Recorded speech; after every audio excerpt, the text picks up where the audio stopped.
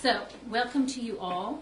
Before I turn it over to the panelists to lay out the lengthy and complicated history and sort of linguistic gymnastics that is the Heller case, I just want to give a brief opening landscape of what the case is about. You can call this section Things You Already Know. The Second Amendment provides, quote, a well-regulated militia being necessary to the security of a free state, the right of the people to keep and bear arms shall not be infringed. There are commas in there that we can fight about later.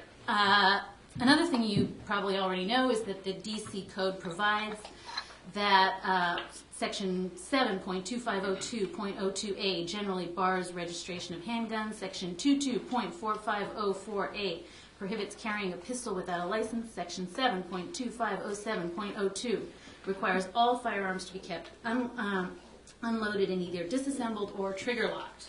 That's the law.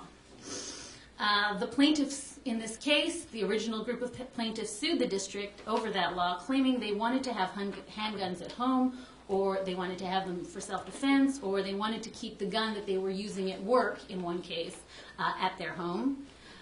The federal trial court initially dismissed this case. They granted the motion to dismiss, holding that the right to bear arms applies to service in militias. It is not an individual right. The D.C. Circuit Court of Appeals reversed that in a 2-to-1 opinion. That's the opinion we're going to look at today.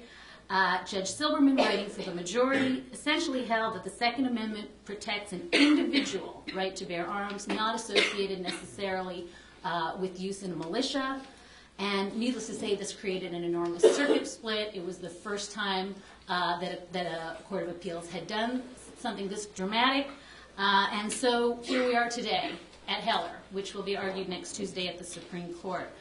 We've asked all three panelists to give brief opening statements, 5 to 7 minutes, to sort of tell us how they come to this case and what it all means. And